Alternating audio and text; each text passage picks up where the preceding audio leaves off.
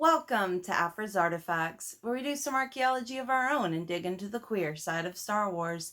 I'm your host, Alia Morgaine, and it's so great to have you here.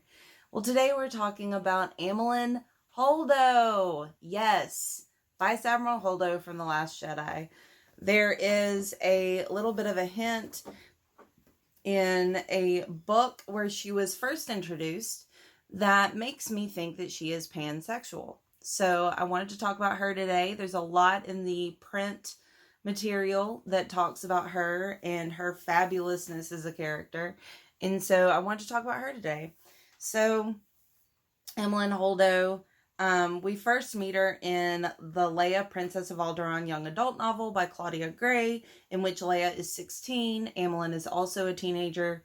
And she's super quirky, wears elaborate hairstyles and gaudy clothes. She's something of an enigma to Leia. And Leia doesn't know what to think about her at all until her father, Bail, is like, look, you need to look past the wrapper. Look at the person. And Leia does, and they become fast friends. And you see that in The Last Jedi, how they are really close friends. And it's truly wonderful watching their friendship develop in this young adult novel. But she comes up in a couple of comic book issues as well, which I will also speak on. So when Amilyn and Leia first meet, they are in a pathfinding class. So like backpacking, hiking, survival skills, that kind of thing, which is something that was put together to help Leia prepare for being the true heir to the Alderaan throne. And upon their first meeting, Leia is looking around at all the different people in her pathfinding class, and they're all apprentice legislators. So they're all going to go to the apprentice legislature on Coruscant at points in the story. And the narrative says, speaking about Leia, but then she got to someone who stopped her cold. This student was human, a tall, gangly girl with a narrow face and long nose. Her hair was acid green, which meant that either she was from Elo or she really liked standing out. While the others mostly wore white gear with silver or orange reflective stripes, this girl wore a rainbow of bright colors that clashed so painfully Leia had to fight the urge to squint. Her goggles were already strapped on, and they were of antique make, with pink lenses that curved out from the frames to an almost ridiculous degree. Although she'd obviously noticed Leia, she didn't introduce herself. She just stood there, staring and smiling. So you can see already, she is out there, she is unique, she is different. But it's funny, her voice, the way she speaks, in the novel, it talks about her having a drawn-out monotone, a curiously even tone, like someone groggy after a Bacta treatment. So her manner of speaking is a little bit different. It kind of clashes a little bit with her appearance, which just adds to her being an enigma. And then in that same moment, right after she introduces herself to Leia, Amilyn Holdo says about pathfinding class, I hope it's dangerous. I want to get more comfortable with the nearness and inevitability of death. Oh my goodness. And this comes up again later in a comic book issue, and I just think it's hysterical. She's so wonderful. Later in the novel, they're in the apprentice legislature, and the narrative says about Amilyn Holdo had woven feathers into her braided blue hair, which gave her the look of a fledgling chick. And then she says, I like comparing different planets' traditional astrological charts to see if they agree on the influences exercised by various stars. The parallels are uncanny. So she has a unique view on pretty much everything. She is into astrology and auras and all this metaphysical stuff. And she even does ribbon dancing and tries to teach Leia, and it's a disaster. So then we've got The Right Wrong Turn, which was written by Delilah S. Dawson.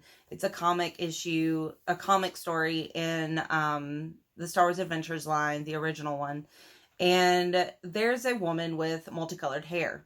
And when I first saw her, I was like, oh my gosh, please let it be Amilyn. And it was. And I was so excited.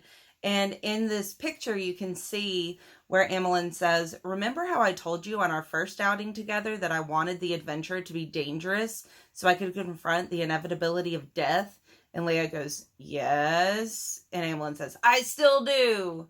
And the whole comic is Leia trying to teach Amilyn how to drive a speeder. And Amilyn says things like, I know where my feet are. Now I want to find my wings. Which is a little scary when you're teaching someone how to drive. And then she goes, oh, I feel confident. This speeder has a calm aura.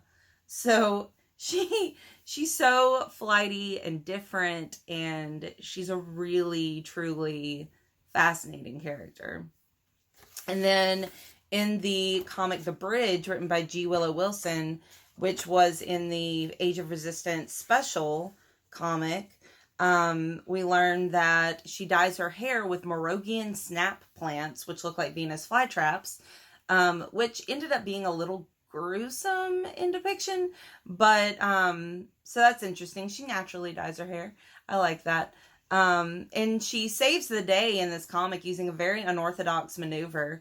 So she's bold, weird, and doesn't care what other people think, which we see clearly in The Last Jedi. She doesn't care what other people think. She's going to do the right thing no matter what. And I think that's great. So why am I including her in Aphra's Artifacts? Well, there is an exchange between her and Leia, Princess of Alderaan, where Amilyn says, a pair of pretty dark eyes. Then Amilyn thought about that for a moment. Or more than a pair, if you're into grands, or aqualish, or talls, or even, that's all right, Leia said through laughter. It's just humanoid males for me. And Amilyn says, really? That feels so limiting. Leia says, thank goodness it's a big galaxy. So in this, I think that Amilyn Holdo is pansexual. She doesn't seem to care about species, which in Star Wars is not a big thing because, I mean, they're all sentient, so it doesn't really matter. So she doesn't care about species. She also, I would imply, doesn't care about gender because she responds to the humanoid males part saying that feels so limiting. So I think she just cares about the person. She just wants a person that connects with her, and it doesn't matter to her the species or gender. And I think that's pretty cool. So Amilyn Holdo, I personally believe, is pansexual, which is really awesome because I can connect with her on that level, and I love it because I can also be a little weird, a little unique. So I feel her. When I was a teenager, I was a doozy. So like, I get it. I really connect with this character, and she makes me really happy. So please comment down below on what you think about Amilyn Holdo, about all this information about Amilyn Holdo, whether you think she's pansexual. I'd love to hear your thoughts. And remember to like the video, subscribe to the channel, follow me on Twitter at AliaMorgaine, and peruse my blog at thestarwarsreview.blogspot.com. May the Force be with you.